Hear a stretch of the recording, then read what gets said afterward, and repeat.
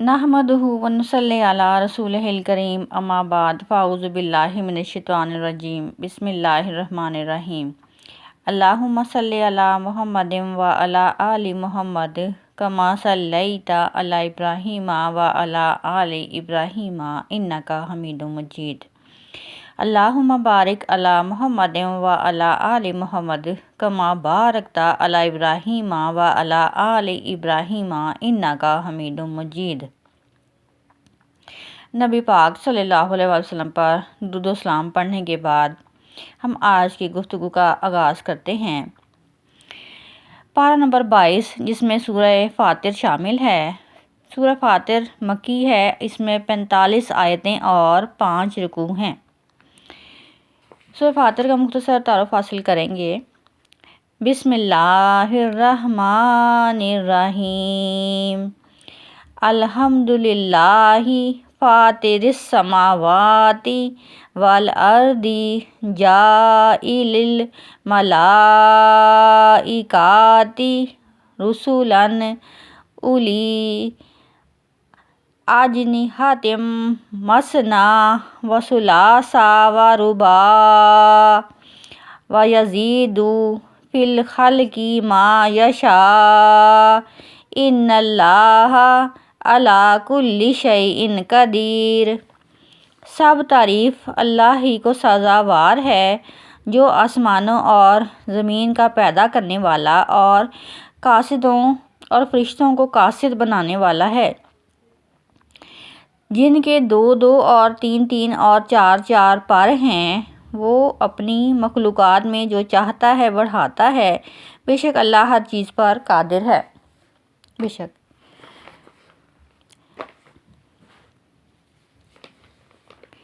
سورہ فاطر مکی ہے، اس میں 45 آیتیں اور 5 رکوع ہیں۔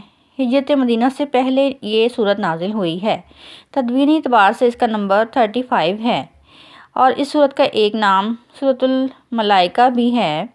فاطر اس کا نام اس لیے رکھا گیا کہ پہلی ہی آیت میں فاطر کا لفظ ہے، جیسے ہم نے پہلی آیت کی تلاوت فرمائی۔ نئے سرے سے پیدا کرنے والا، یعنی کہ پہلے کوئی چیز موجود نہیں تھی، اب پیدا کر دیا۔ فاطر کا مطلب کہ بالکل نئے سرے سے، کہ ایک چیز کا پہلے وجود نہیں ہے، عدم سے وجود میں آنے کو کہا گیا ہے۔ اسی آیت میں ملائکہ کا بھی ذکر ہے کہ 2 3 پروں والے ملائکہ ہیں۔ پہلی آیت ہی میں اللہ تعالیٰ کو تمام تعریفوں کا مستحق قرار دے دیا گیا ہے۔ اللہ تعالیٰ نے دعویٰ کیا ہے کہ تمام تعریفوں کا مستحق اللہ پاک ہے۔ دنیا میں کوئی بھی کسی کی تعریف کرے تو حقیقت میں وہ تعریف اللہ تعالیٰ کی طرف ہی لوٹتی ہے۔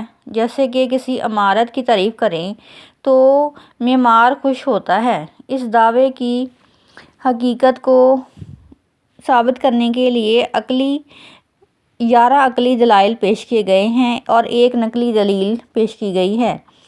ثابت کیا گیا ہے کہ واقعی ساری تعریفوں کا مستحق صرف اللہ پاک ہے۔ سورت کے اندر خالق اعظم کا ذکر ہے۔ ایسی تخلیق کوئی کر نہیں سکتا۔ رنگ برنگ پہاڑ، پھول پیدا کیے، جانور، یہ ساری زمین و آسمان کی تخلیق اللہ پاک کی ہی کی ہوئی ہے۔ معبود حق ہی تمام تعریف کا حقدار ہے اور یہ دنیا ایسی بے فائدہ نہیں بنائی بلکہ کسی مقصد کے تحت بنائی ہے، اور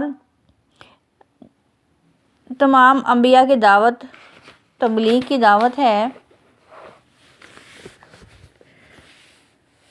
سورہ فاطر کی مزید تفصیل یہ ہے کہ پہلی ہی آیت کے لفظ فاطر سے ماخوذ ہے۔ یہ وہ صورت ہے جس میں کہ فاطر کا لفظ آیا ہے۔ دوسرا لفظ الملائکہ بھی ہے اور یہ لفظ پہلی آیت میں وارد ہوا ہے۔ انداز کلام کی اندرونی شہادت سے ظاہر ہوتا ہے کہ اس سورہ کے نزول کا وقت غالباً مکہ کا دور متوسط ہے، اور اس کا بھی وہ حصہ کہ جس میں مخالفت اچھی خاصی شدت اختیار کر چکی تھی اور نبی پاک صلی اللہ علیہ وسلم کی دعوت کو ناکام کرنے کے لیے ہر طرح کی بری سے بری چالیں چلی جا رہی تھیں۔ سورہ کا عمود اور سابقہ سورت سبا سے تعلق واضح کیا جائے گا۔ یہ سورہ بھی سورہ سبا کا جوڑا ہے، اس وجہ سے دونوں کے مرکزی خیال میں کوئی خاص فرق نہیں ہے۔ دونوں کا اصل مضمون توحید ہے، اور توحید ہی کے تحت رسالت اور آخرت سے متعلق وہ باتیں بیان ہوئی ہیں جو سورہ کے مزاج اور اس کے زمانۂ نزول سے مناسبت رکھنے والی ہیں اور جنوں اور ملائکہ کی متعلق تھیں۔ اس صورت میں فرشتوں کی علامت کی تردید نسبتاً زیادہ واضح الفاظ میں ہے۔ اس کی وجہ یہ ہے کہ مشرکین عرب کے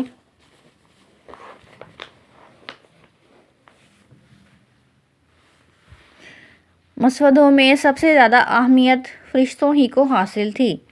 آیات 1 تا 3 کی وضاحت یہ ہے کہ شکر کا حقدار اللہ تعالیٰ ہے، وہی آسمانوں اور زمین کا پیدا کرنے والا ہے۔ اس نے فرشتوں کو بھی وجود بخشا ہے اور ان کو اپنی حکمت کے مطابق جن صلاحیتوں اور قوتوں سے نوازا ہے ان کو بذات خود کوئی اختیار نہیں ہے۔ تمام زور اور فضل خدا ہی کے ہاتھ میں ہے۔ وہ بخشنا چاہے تو کوئی اسے روک نہیں سکتا، اور اگر خدا روکنا چاہے تو کوئی اسے دلوا نہیں سکتا۔ چنانچہ عبادت کا اصل حقدار وہی ہے، اس کے سوا دوسروں کی عبادت محض جہالت اور حماقت ہے۔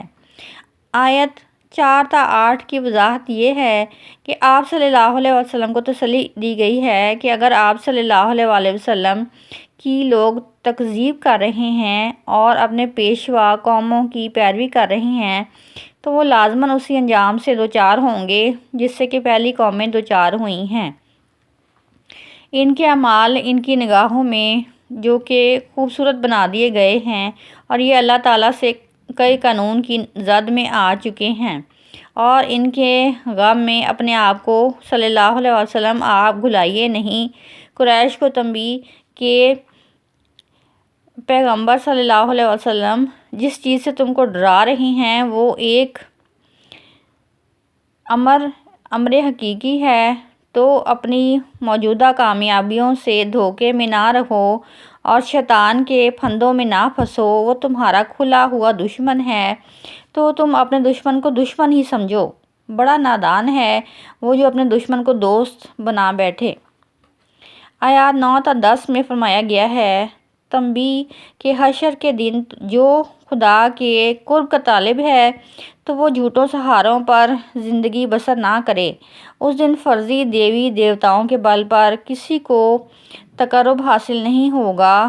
خدا کے ہاتھ کام کرنے والی چیز کلمہ شہادت ہے، اور اس کی بلندی عمل صالح سے حاصل ہوتی ہے۔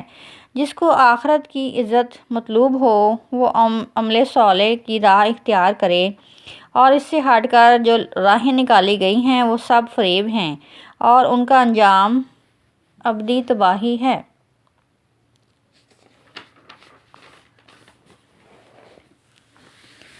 آیت 11 تا 18 میں مال و اولاد اور رزق اور فضل خدا کا عطیہ ہیں، زیادتی اور کمی خدا کے اختیار میں ہے۔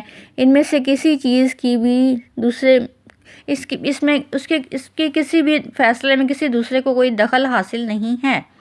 اس کائنات کے متضاد صلاحیتوں میں جو مطابقت ہے وہ اس بات کی کھلی ہوئی شہادت ہے کہ یہ تمام چیزیں ایک خدائے واحد نے ہی بنائی ہیں۔ اس کے سوا جن کو معبود بنایا گیا ہے نہ تو ان کو کوئی اختیار ہے اور نہ وہ قیامت کے دن کسی کے کچھ کام آنے والے ہیں۔ لوگوں کو یہ تنبیہ کہ تمہیں اصل حقیقت سے آگاہ کر دیا گیا ہے، تو تم اگر اس کی قدر نہ کی تو اپنا ہی بگاڑو گے، خدا کا تم کچھ بگاڑ نہیں سکتے۔ خدا تمہارا محتاج نہیں ہے بلکہ تم ہی خدا کے محتاج ہو۔ پیغمبر صلی اللہ علیہ وسلم کو تسلی کہ آپ صلی اللہ علیہ وسلم کی دعوت انہی لوگوں پر اثر انداز ہو سکتی ہے جن کے اندر زندگی کی کچھ رمق ہے۔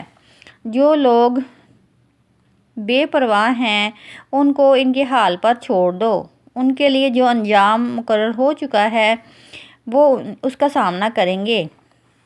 آیات 19 تا 28 میں ایمان لانے اور نہ لانے والوں کی تقسیم کی گئی ہے، اور اس کائنات میں جو اختلاف اور تضاد پایا جاتا ہے اس کی حکمت کی طرف اشارہ کیا گیا ہے۔ جس طرح اس میں اللہ تعالیٰ نے ظلمت کو پیدا کیا ہے اور اس کی خلقت مصلحت پر مبنی ہے، اسی طرح سے ایمان اور کفر کا یہ تصادم بھی خدا کی حکمت پر مبنی ہے۔ اس وجہ سے یہ توقع نہیں کرنی چاہیے کہ سب ایمان سے بہرہ مند ہو جائیں گے۔ ایمان صرف وہی لوگ لائیں گے جن کے اندر علم و معرفت کی روشنی اور اس کی قدر ہے۔ آیات 29 تا 38 میں ان علماء اہل کتاب کی حوصلہ افزائی کی گئی ہے کہ جو تمام بگاڑ کے باوجود اللہ تعالیٰ کی کتاب پر قائم ہیں، اور اس بات کی طرف اشارہ کہ جس طرح ان کو تورات پر قائم رہنے کی سعادت حاصل ہوئی، اسی طرح سے قرآن پاک پر بھی ایمان لانے والوں کی سعادت ان کو حاصل ہوگی، اس لیے کہ یہ ان لوگوں کی پیش گوئی کا متقاضی ہے کہ جو بابت تورات اور دوسرے کتابوں میں وارد ہوئی ہیں۔ تورات کے اندر اس قرآن کی صورت میں اللہ تعالیٰ نے امیوں پر عظیم احسان فرمایا ہے کہ اس کے ذریعے سے اس نے ان کو دنیا کی امامت بخشی ہے، قطع نظر یہ کہ وہ اس کی قدر کریں۔ پھر فرمایا کہ اگرچہ ان میں ناقدری اور ناشکرے بھی ہیں، لیکن ساتھ ہی ان میں مقبولیت پسند اور نیکی کی راہوں میں سبقت لے جانے والے بھی ہیں۔ جو ناقدری کریں گے تو وہ اس انجام سے دوچار ہوں گے، اور اس طرح کے لوگوں کے لیے اللہ تعالیٰ کے ہاں مقدر لکھا جا چکا ہے۔ آیات 39 تا 41 میں قریش کو وعید کہ تم دنیا میں پہلی قوم نہیں ہو بلکہ پچھلی قوموں کے جانشین ہو، اس وجہ سے خدا نے تمہیں مہلت دے رکھی ہے، کوئی وجہ نہیں کہ تم توبہ نہ کر سکو۔ خدا کے ہاں الگ الگ ترازو اور باب وزن نہیں ہیں بلکہ ترازو ایک ہی ہیں۔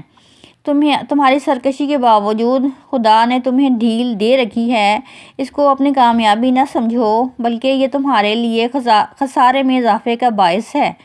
خدا حکیم اور غفور ہے، اس وجہ سے تمہیں مہلت دے رہا ہے، لیکن جب وہ تمہیں پکڑ لے گا تو پھر تمہارے یہ فرضی خدا تمہاری کوئی مدد نہیں کر سکیں گے۔ زمین اور آسمان کو صرف اللہ تعالیٰ نے تھام رکھا ہے۔ آیات 42 تا 45 جو کہ سورۃ فاطر کی آخری آیات ہیں، اس میں قریش کو یقین دہانی کہ نبی پاک صلی اللہ علیہ وآلہ وسلم کی بعثت سے پہلے تم اس ولولہ کا اظہار کرتے تھے کہ اگر تمہارے اندر کسی رسول کی بعثت ہوئی تو تم دنیا کی سب سے زیادہ ہدایت یافتہ قوم بنو گے، لیکن جب رسول آیا تو دن رات اس کے خلاف سازشوں میں سرگرم رہے اور خدا کے اس رسول کو جو کہ دعوت دے رہا تھا اس کی تکذیب کی۔ یاد رکھو کہ اگر خدا کسی قوم کو فوراً پکڑنا چاہے تو کوئی خدا کا ہاتھ پکڑ نہیں سکتا، لیکن اس نے ہر قوم کے فیصلے کے لیے ایک خاص وقت مقرر کر رکھا ہے۔ وآخر دعوانا ان الحمدللہ رب العالمین۔